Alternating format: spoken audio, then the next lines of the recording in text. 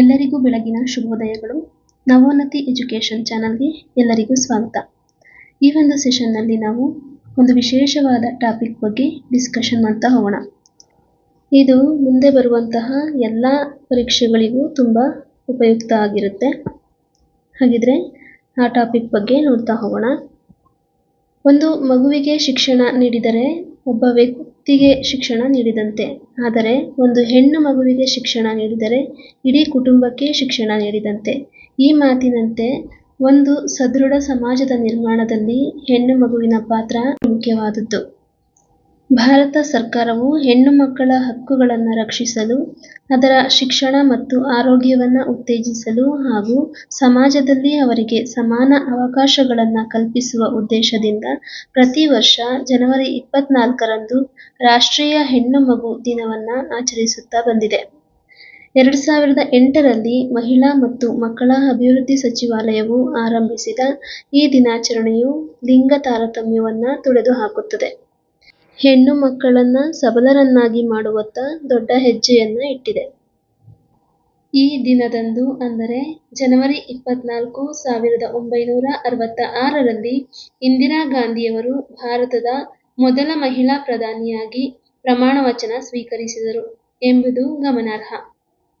ಇನ್ನು 2026ರ ಧ್ಯೇಯವಾಕ್ಯ ಉಜ್ವಲ ಭವಿಷ್ಯಕ್ಕಾಗಿ ಹೆಣ್ಣು ಮಕ್ಕಳ ಸಬಲೀಕರಣ, empowering girls for a bright future. ಹೆಣ್ಣು ಮಕ್ಕಳ ಸಬಲೀಕರಣಕ್ಕಾಗಿ ಕೇಂದ್ರ ಸರ್ಕಾರ ಜಾರಿಗೆ ತಂದಿರುವ ಯೋಜನೆಗಳ ಮಾಹಿತಿ. ಮೊದಲನೆಯದ್ದು ಕಸ್ತೂರಿ ಗಾಂಧಿ ಬಾಲಿಕಾ ವಿದ್ಯಾಲಯ. ಇದು ಶಿಕ್ಷಣ ಸಚಿವಾಲಯ ಮತ್ತು ಸಮಗ್ರ ಶಿಕ್ಷಣದ ಅಡಿಯಲ್ಲಿ ಕಾರ್ಯನಿರ್ವಹಿಸುತ್ತೆ. ಇದರ ವಿಶೇಷತೆ ಏನು ಅಂತ ನೋಡೋದಾದ್ರೆ, ಶೈಕ್ಷಣಿಕವಾಗಿ ಹಿಂದುಳಿದ ಬ್ಲಾಕ್ಗಳಲ್ಲಿನ SC, ST, OBC ಮತ್ತು ಬಡತನ ರೇಖೆಗಿಂತ ಕೆಳಗಿರುವ ಹೆಣ್ಣು ಮಕ್ಕಳಿಗೆ 6ರಿಂದ 12ನೇ ತರಗತಿಯವರೆಗೆ ಉಚಿತ ವಸತಿ ಶಿಕ್ಷಣವನ್ನು ನೀಡುತ್ತದೆ. ಎರಡನೇ ಯೋಜನೆ ಬೇಟಿ ಬಚಾವೋ ಬೇಟಿ ಪಢಾವೋ. ಇದು ಮಹಿಳಾ ಮತ್ತು ಮಕ್ಕಳ ಅಭಿವೃದ್ಧಿ ಸಚಿವಾಲಯದ ಅಡಿಯಲ್ಲಿ ಕಾರ್ಯವನ್ನು ನಿರ್ವಹಿಸುತ್ತೆ. ಇದರ ವಿಶೇಷತೆ ಏನು ಅಂತ ಹೇಳಿದ್ರೆ, ಹೆಣ್ಣು ಭ್ರೂಣ ಹತ್ಯೆ ತಡೆಯುವುದು, ಹೆಣ್ಣು ಮಕ್ಕಳ ರಕ್ಷಣೆ ಮತ್ತು ಅವರಿಗೆ ಉತ್ತಮ ಶಿಕ್ಷಣ ಸಿಗುವಂತೆ ಮಾಡುವುದು ಈ ಯೋಜನೆಯ ಮುಖ್ಯ ಉದ್ದೇಶವಾಗಿದೆ. ಇನ್ನು ಈ ಯೋಜನೆ ಪ್ರಾರಂಭವಾಗಿದ್ದು ಜನವರಿ 22, 2015ರಲ್ಲಿ. ಮೂರನೇ ಯೋಜನೆ ಉಡಾನ್ ಯೋಜನೆ. ಉಡಾನ್ ಎಂದರೆ ಉಡೇ ದೇಶ್ ಕಾ ಆಮ್ ನಾಗರಿಕ್ ಅಂತ ಹೇಳಿ, ದೇಶದ ಸಾಮಾನ್ಯ ನಾಗರಿಕನೂ ಕೂಡ ವಿಮಾನಯಾನವನ್ನು ಮಾಡಲಿ ಅನ್ನೋದೇ ಈ ಒಂದು ಯೋಜನೆಯ ಉದ್ದೇಶ ಆಗಿದೆ. ಇದು ಈ ಒಂದು ಕ್ಷೇತ್ರದಲ್ಲಿ ಅಂದರೆ ಶಿಕ್ಷಣ ಕ್ಷೇತ್ರದಲ್ಲಿ ಹೇಗೆ ಅಂತ ಹೇಳಿದ್ರೆ, ಹೆಚ್ಚಿನ ಅಭ್ಯಾಸಕ್ಕಾಗಿ ಹೊರ ದೇಶಗಳಿಗೆ ಹೋಗುವಂತಹ ವಿದ್ಯಾರ್ಥಿಗಳಿಗೆ ಕಡಿಮೆ ವೆಚ್ಚದಲ್ಲಿ ವಿಮಾನಯಾನ ಸಾಧ್ಯ ಆಗುತ್ತೆ. 11 ಮತ್ತು 12ನೇ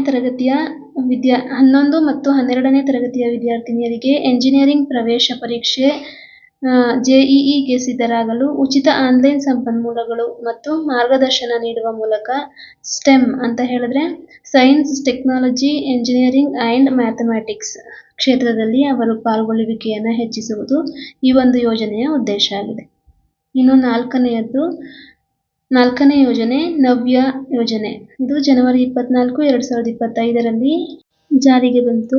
ಈ ಒಂದು ಯೋಜನೆ ಮಹಿಳಾ ಮತ್ತು ಮಕ್ಕಳ ಅಭಿವೃದ್ಧಿ ಹಾಗೂ ಕೌಶಲ್ಯಾಭಿವೃದ್ಧಿ ಸಚಿವಾಲಯದ ಅಡಿಯಲ್ಲಿ ಕಾರ್ಯವನ್ನು ನಿರ್ವಹಿಸುತ್ತೆ. ಇದರ ಉದ್ದೇಶ ಏನಾಗಿದೆ ಅಂತ ಹೇಳಿದ್ರೆ, 16ರಿಂದ 18 ವರ್ಷದ ಹದಿಹರೆಯದ ಹುಡುಗಿಯರಿಗೆ AI, ಸೈಬರ್ ಭದ್ರತೆಯ ಮತ್ತು ಡಿಜಿಟಲ್ ಮಾರ್ಕೆಟಿಂಗ್ನಂತಹ ಉದಯೋನ್ಮುಖ ವಲಯಗಳಲ್ಲಿ ವೃತ್ತಿಪರ ತರಬೇತಿ ನೀಡುವುದು ಈ ಯೋಜನೆಯ ಉದ್ದೇಶವಾಗಿದೆ. ನವ್ಯ ಎಂದರೆ nurturing aspirations through vocational training for young adolescents girl. ಅಂದರೆ ವೃತ್ತಿಪರ ತರಬೇತಿಯ ಮೂಲಕ ಹದಿಹರೆಯದ ಯುವತಿಯರ ಆಕಾಂಕ್ಷೆಗಳನ್ನು ಪೂರೈಸುವುದು ಈ ಒಂದು ಯೋಜನೆಯ ಉದ್ದೇಶ ಆಗಿರುತ್ತೆ. ಮುಂದಿನದ್ದು 5ನೇ ಯೋಜನೆ ವಿಜ್ಞಾನ ಜ್ಯೋತಿ. ಇದು 2009ರಲ್ಲಿ ಜಾರಿಗೆ ಬಂದಂಥದ್ದು. ವಿಜ್ಞಾನ ಮತ್ತು ತಂತ್ರಜ್ಞಾನ ಇಲಾಖೆಯ ಅಡಿಯಲ್ಲಿ ಕಾರ್ಯನಿರ್ವಹಿಸುತ್ತೆ.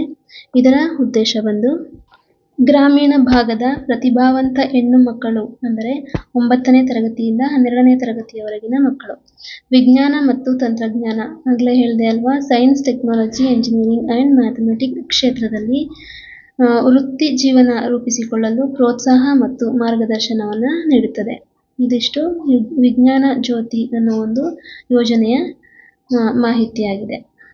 ಮುಂದಿನದ್ದು 6ನೇ ಯೋಜನೆ ಮಿಷನ್ ವಾತ್ಸಲ್ಯ 2021-22ನೇ ಸಾಲಿನಲ್ಲಿ ಜಾರಿಗೆ ಬಂದಂತಹ ಯೋಜನೆಯಾಗಿದ್ದು, ಮಹಿಳಾ ಮತ್ತು ಮಕ್ಕಳ ಅಭಿವೃದ್ಧಿ ಸಚಿವಾಲಯದ ಅಡಿಯಲ್ಲಿ ಕಾರ್ಯವನ್ನು ನಿರ್ವಹಿಸುತ್ತದೆ.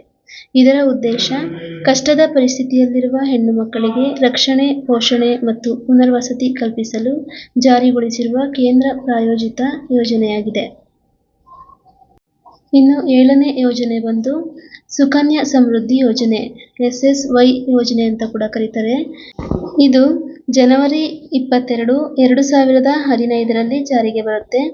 ಇದು ಹಣಕಾಸು ಸಚಿವಾಲಯದ ಅಡಿಯಲ್ಲಿ ಕಾರ್ಯವನ್ನು ನಿರ್ವಹಿಸುತ್ತೆ.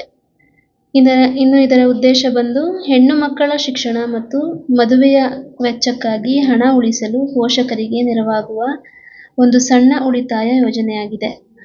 ಯಾವುದು? ಸುಕನ್ಯಾ ಸಮೃದ್ಧಿ ಯೋಜನೆ SSY ಅಂತ ಹೇಳಿ ಕೂಡ ಕರಿತಾ ಹೋಗ್ತಾರೆ. ಇದಿಷ್ಟು ಈ ಒಂದು ಯೋಜನೆಯ ಮಾಹಿತಿಯಾಗಿತ್ತು. 8ನೇ ಯೋಜನೆ ಮತ್ತು ಕೊನೆಯ ಯೋಜನೆಯಾಗಿದೆ ಮಿಷನ್ ಶಕ್ತಿ. ಇದು ಏಪ್ರಿಲ್ 1, 2022ರಲ್ಲಿ ಜಾರಿಗೆ ಬರುತ್ತೆ.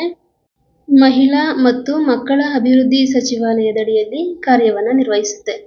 ಮಹಿಳೆಯರ ಸುರಕ್ಷತೆ ಮತ್ತು ಸಬಲೀಕರಣಕ್ಕಾಗಿ ಇರುವ ಸಮಗ್ರ ಯೋಜನೆ ಇದಾಗಿದೆ. 2 ಉಪಯೋಗಗಳನ್ನು ಹೊಂದಿದೆ.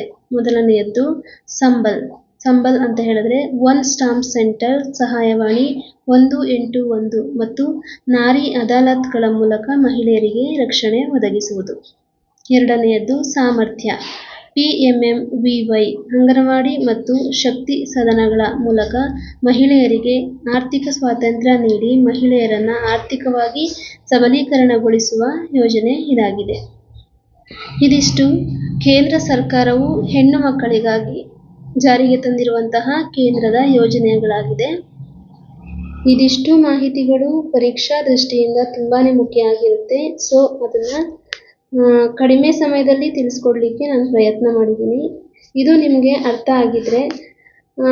ಆಗಿದೆ ಅಂದ್ಕೊಂಡಿದ್ದೀನಿ. ಸೊ ಇವತ್ತಿನ ಒಂದು ಸೆಷನ್ ನಿಮಗೆ ಹೇಗೆ ಅನ್ನಿಸ್ತು ಅಂತ ಹೇಳಿ ಕಮೆಂಟ್ ಬಾಕ್ಸ್ನಲ್ಲಿ ಕಮೆಂಟ್ ಮಾಡಿ ತಿಳಿಸಿ. ನಿಮ್ಮ ಅನಿಸಿಕೆ ಅಭಿಪ್ರಾಯ ನನಗೆ ತುಂಬ ಮುಖ್ಯ ಆಗಿರುತ್ತೆ.